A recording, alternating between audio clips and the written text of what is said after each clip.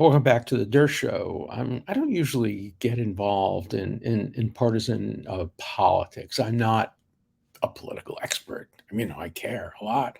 I'm myself a liberal Democrat who generally votes for liberal Democrats. I'm certainly not a Republican. I voted occasionally for Republican candidates, and in one case, I wish I had voted for Romney over Obama for his second term, but I'm not a political analyst. So take what I have to say with the appropriate caution, because today I want to talk about the Republican primaries, the Republican convention, and who I think the Republican nominee is likely to be. Obviously, if you had to bet on a single person who's likely to get the Republican nomination, of course it would be former President Trump. He has all the name recognition, he has an enormous base of support.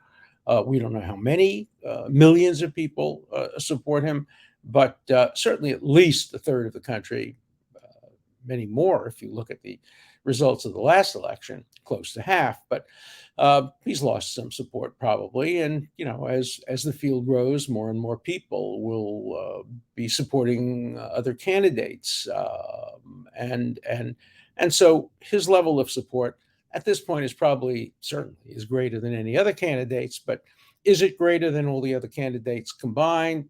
We don't know. Today, Paul Ryan, the former Speaker of the House and a very important person in the Republican Party. In fact, somebody who may himself be seeking the nomination. He sought it before. He was, of course, the vice presidential candidate back in the day, and he lost. And I, but he may run again. So, but his view is that the more candidates run for the Republican nomination, the better are Trump's chances of getting it, because the other candidates will divide the anti-Trump vote. The anti-Trump vote consists of some anybody but Trump people who really don't accept Trump at all, and others who would clearly accept and vote for Trump, but would rather be the nominee themselves. Nikki Haley, I think, Mike Pompeo, I think fit into that category. I don't know whether Mike Pence fits into that category. He certainly has had a rough time in relation to former President Trump, although he and Trump are now working together to try to prevent him from being forced to testify in front of Congress or by prosecutors, invoking executive privilege, which he has absolute right to do, and which former President Trump has the right to do. It's absurd to think that current President Biden, who I voted for, but it's absurd to think that current President Biden has the right to deny former President Trump executive privilege. It would mean that no president could ever talk in confidence to any of his subordinates or cabinet members or vice president, for fear that as soon as he leaves office, his opponent to run for president will be able to disclose everything that was said in secret. That makes no sense. As somebody who is deeply committed to the lawyer-client privilege, I would go to my grave before I reveal things that clients have told me over the years. I don't discuss them with my wife. I don't discuss them with my children. I only discuss them with my co-lawyers in a case, or with the client. But the idea that people would disclose that would really be objectionable. And executive privilege, like lawyer-client privilege, is rooted in the Constitution. The executive privilege is rooted in Article 2 of the Constitution, and the lawyer-client privilege is rooted in the Sixth Amendment to the Constitution and the Fifth Amendment to the Constitution as well. So I'm completely in favor of Pence and Trump working together to try to prevent any forced disclosure of communications, even communications involving January 6th, which, as you know, I was strongly opposed to President Trump's speech and strongly opposed to the efforts to invade the White House and the efforts by the Capitol, and the efforts by some to try to prevent the orderly transition. I think very few in the crowd actually were trying to do that, but there were some that were. In any event, let's turn back to politics. So I don't know who's going to get the Republican nomination, and I don't know who's going to get the Democratic nomination. I think the most likely combination is going to be a rerun of the last election. I think obviously, if Biden wants the nomination and if he's healthy, he'll get it without any opposition. Nobody's going to run against Biden if Biden announces officially that he's running for president. That will be a slam dunk. Trump has announced that he's running for president, and already there has been some opposition. We know Nikki Haley has formally announced, and we have every reason to believe that DeSantis and Mike Pompeo and perhaps Pence will announce and run against Donald Trump. Will Donald Trump get the nomination? Again, if there are 4 people running, I think that we'll see Nikki Haley get a lot of votes because she'll be the only woman at the moment in the race. And although for Republicans, I think being a woman, identity politics doesn't count as much as it would for Democrats, I do think that if she's the only woman in the race, she'll manage to get a lot more votes than any of the men other than Donald Trump. But she won't get enough votes probably to defeat Donald Trump. The only way that could conceivably happen is if there were 6, 7, 8, 9, 10 candidates, each of whom had some strength, and only one was a woman. It is conceivable that Nikki Haley could win the nomination, but I don't think that's going to happen. I think it's more likely that we'll see fewer than 6 in the actual field, and we'll see a couple of them drop off fairly early in the primary season. And then it'll probably be, 4 people, probably be DeSantis, Haley, maybe Pompeo, and maybe Pence running against Trump. And Trump wins that fairly handily. Now, people like Paul Ryan have said today, after the events at CPAC, that the one thing that's clear, he said, is that Donald Trump cannot be reelected, that he will not get enough votes to carry the Electoral College, certainly not popular votes. He's never won the popular votes, but not enough to carry the electoral votes, that he just doesn't see that the base that will continue to support Trump, even against a Democrat, is substantial enough to change the result of the last election. Now, of course, for those of you who think that Trump won the last election, I have a bridge to sell you in Brooklyn. But beyond that, you might think, well, if he's won the last election, why not let him run again? Of course, one of my sons does the joke of saying, well, if he won the last election, he can't run again because you're only allowed to run for 2 terms. But obviously, even if he had won, he wouldn't be serving the second term. So that's just a bad joke. And so the question is, who will be the nominee? Again, my prediction is this. If Trump is running and it looks like he'll get the nomination, then Biden will run. I don't think Biden wants to run. My own view is that Biden would be very happy to be a one-term president. He'll be, 80, whatever, be a one-term president and regard himself as a somewhat successful one-term president. So I think he'd rather not run, but I think he feels at the moment that he is the best chance the Democrats have of beating Trump. That is Biden versus Trump. Biden wins again. If Trump runs and Biden doesn't run, it's hard to figure out which Democrat can beat Trump at that point. Maybe any of them could. Maybe that Trump has so many negatives that a non-entity, somebody with no name recognition, can beat him. And of course, you get name recognition when you run for president. For example, Senator Klobuchar, who is not well known, but very much liked, apparently by everybody but some of her staff members. But those are stories that you have to always take with a grain of salt by political enemies. But Klobuchar does not have a lot of name recognition, a lot of recognition of what she's done in the Senate, although I think highly of her. She might very well be able to beat Trump, even if she doesn't have a lot of positives. She'll have much fewer negatives than Trump. And elections are often run and won on the basis of negatives. I think that Trump versus Clinton was won by Trump on negatives. Clinton had more negatives than than Trump. Trump also was a new face in politics, had more enthusiastic support than Hillary Clinton did.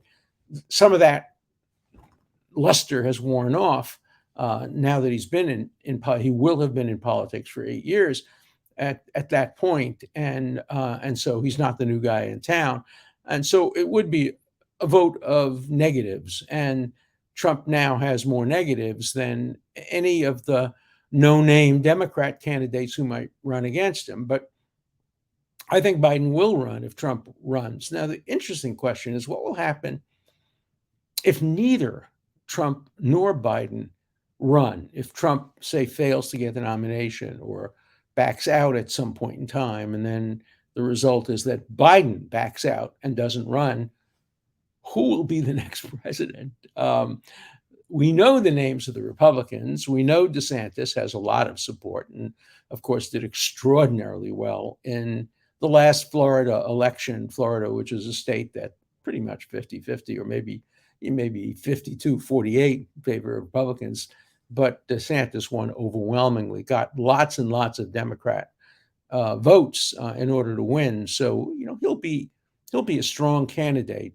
Pompeo, of course, has never run for statewide office. He was a congressman, but not a senator.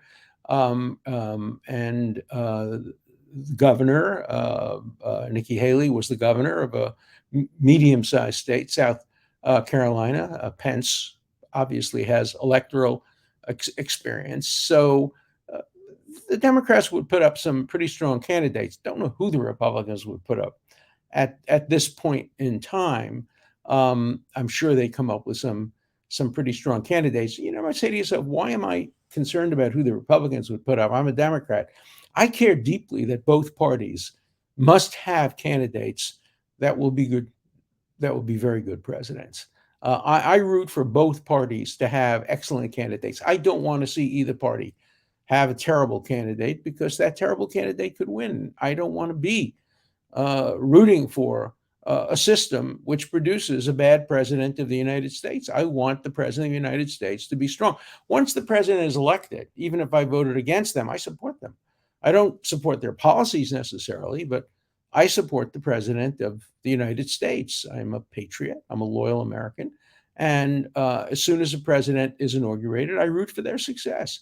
I put American success way over partisanship. And that, may distinguish me from, career Democrats or career Republicans that as soon as a new president gets elected, the first thing they want to do is impeach him or discredit him or make him unsuccessful. Democrats have done that when Republicans were nominated, and Republicans have done that when Democrats were nominated. I don't do that. I don't believe in it. I don't think it's right. I don't think it's the American way. It's happening all over. It's happening in Israel today, where people who are defeated by Netanyahu and his government are rooting for his failure or trying to bring about his failure. My God, pilots wouldn't even from El Al fly him on the airplane. They had to get substitute pilots to fly him to Rome on a state visit. Talk about two countries that are deeply divided.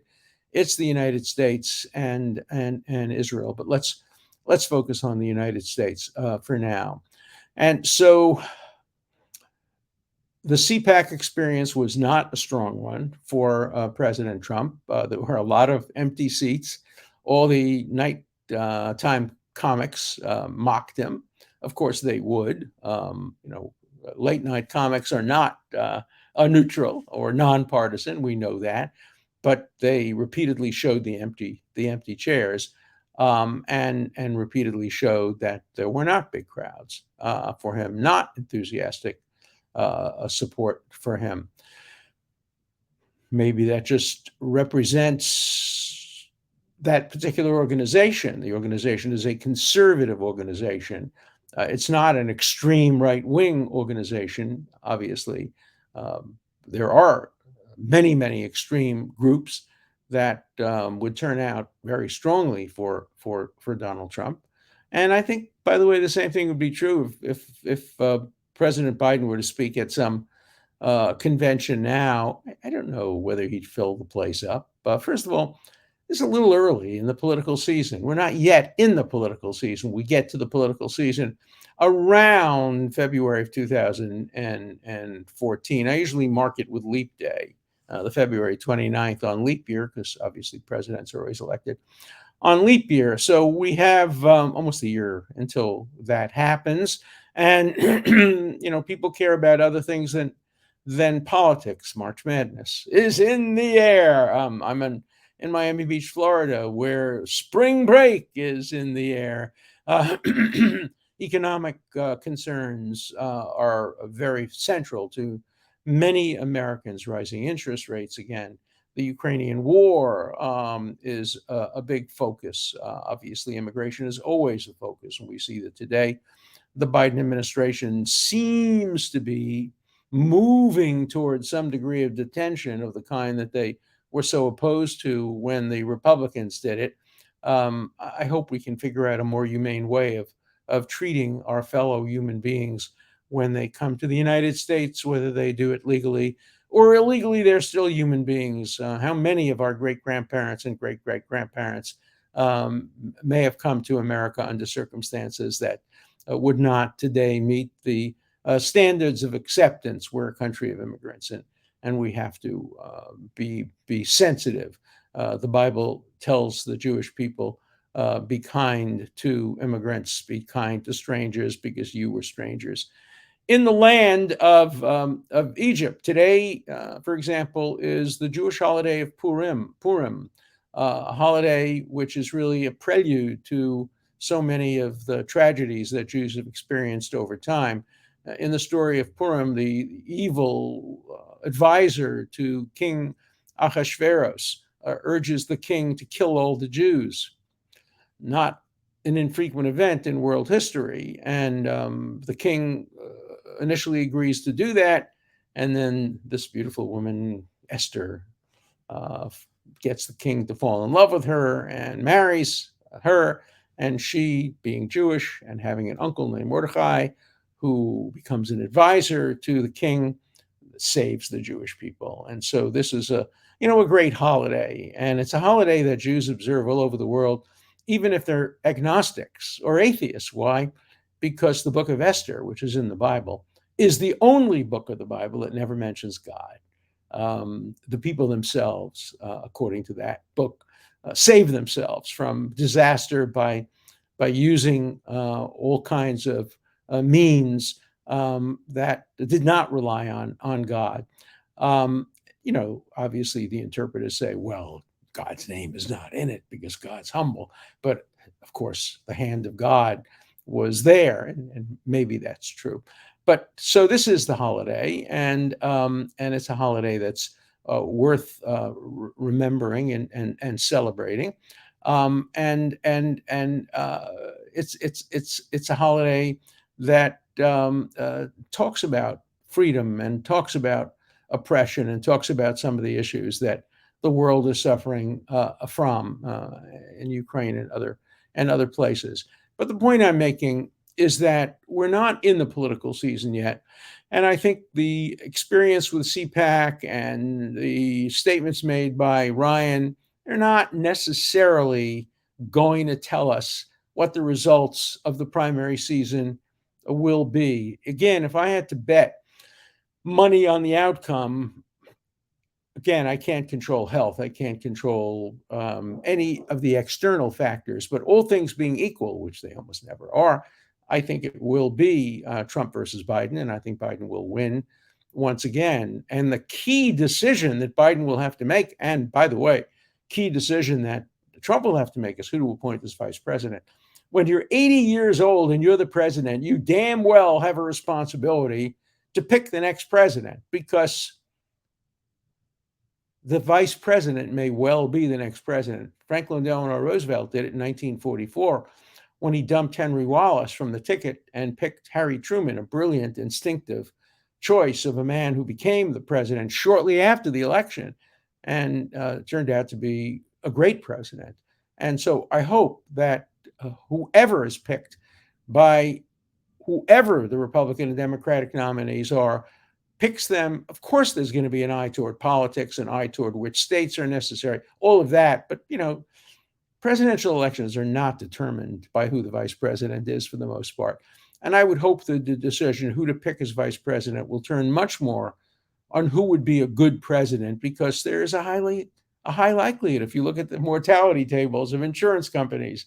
I know, because I look at them from time to time, being 84 years old and having to decide whether to take more insurance or not.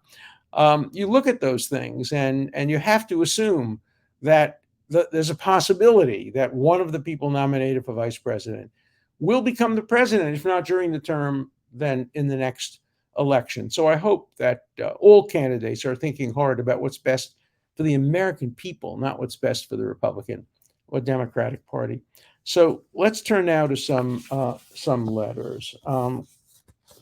So here there were some letters, of course, about the trial of Murdoch. One of them starts, "Well, you got OJ off, so I guess you like helping murderers." No, I don't like helping murderers. I would much prefer to see all murderers convicted and sentenced to long prison terms. But like a doctor, like a priest, I have a job to do, and it's a really important job. And it's mandated by the Sixth Amendment. I have to defend murderers, and I have to do the best possible job. And I'm a damn good lawyer.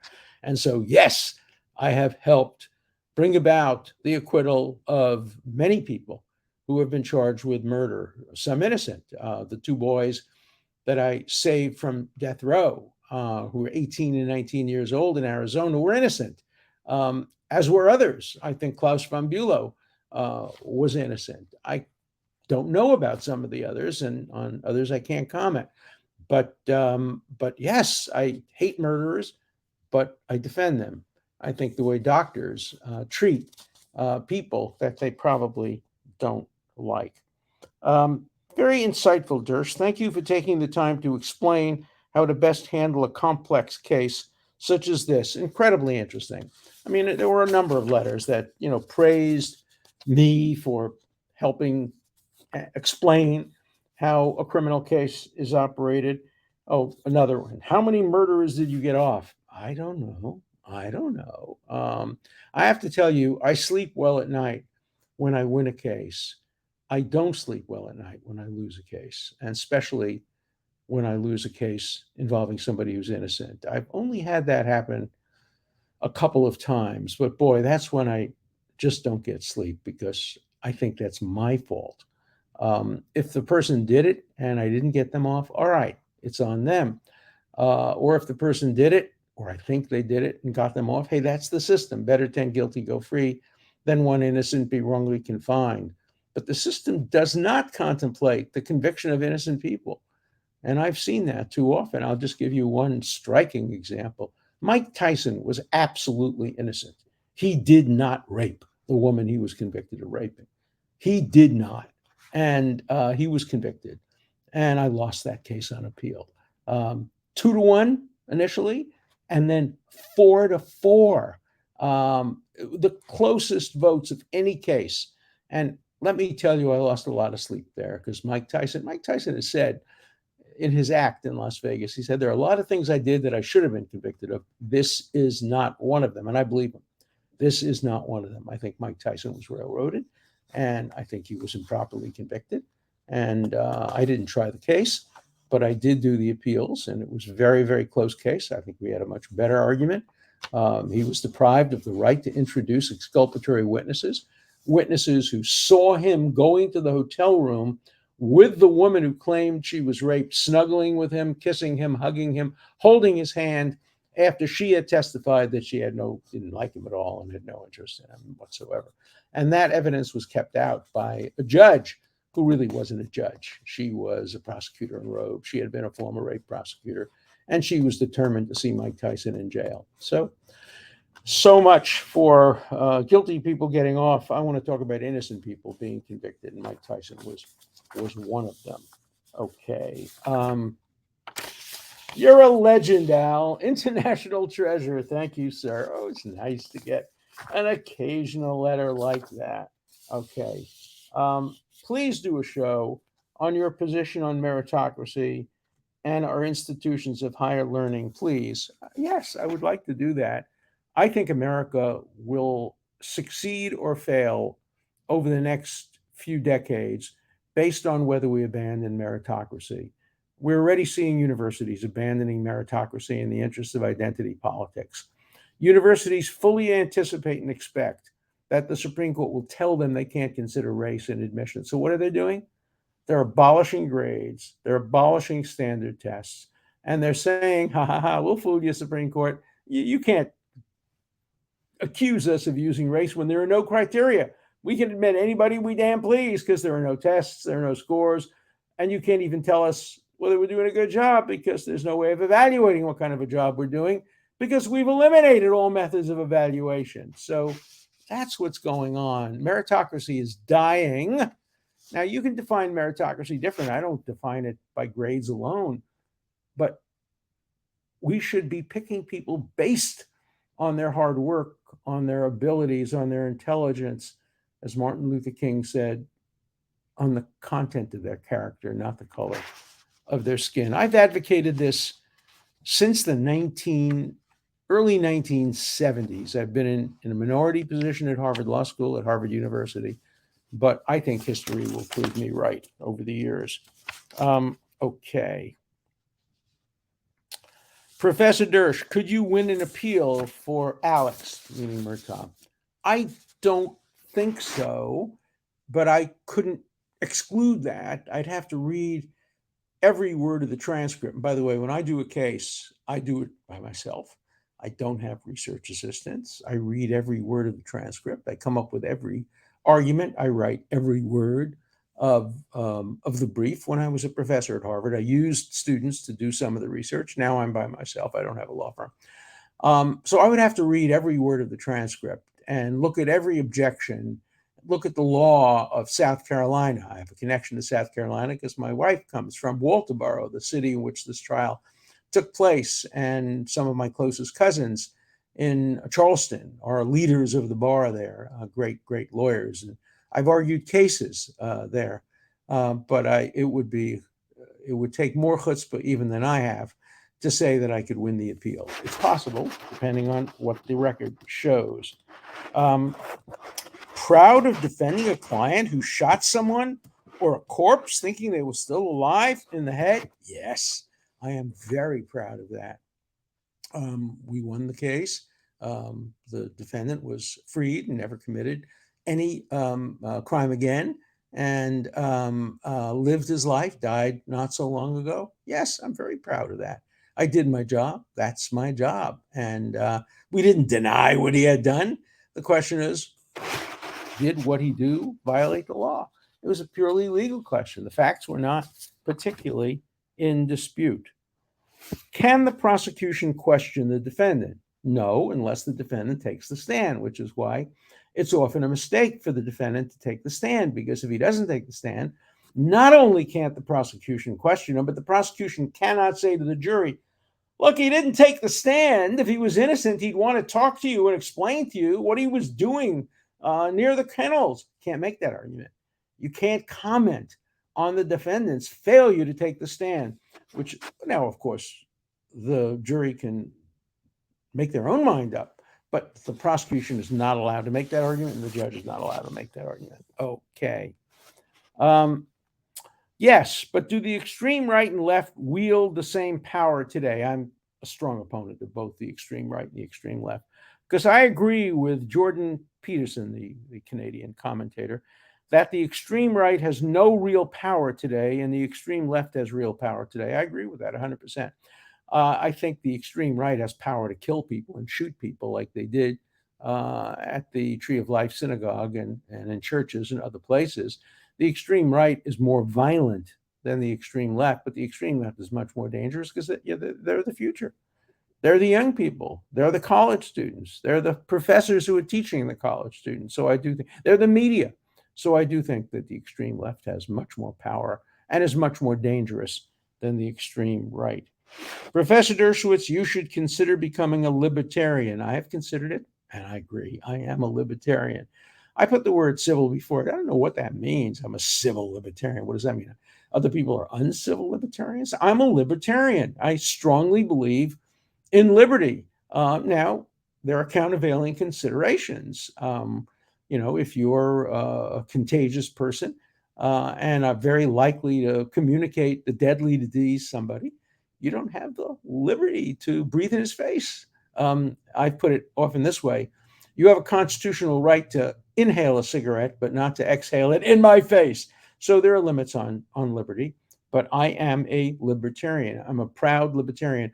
I'm a libertarian before I am a Republican or a Democrat. I'm a liberal libertarian. There are conservative libertarians. I lean toward the liberal side, but I'm a libertarian first. And for me, liberty and the Constitution trump political and other considerations. So, yes, thank you. I've thought about becoming a libertarian. You've persuaded me. I am a libertarian. See you tomorrow.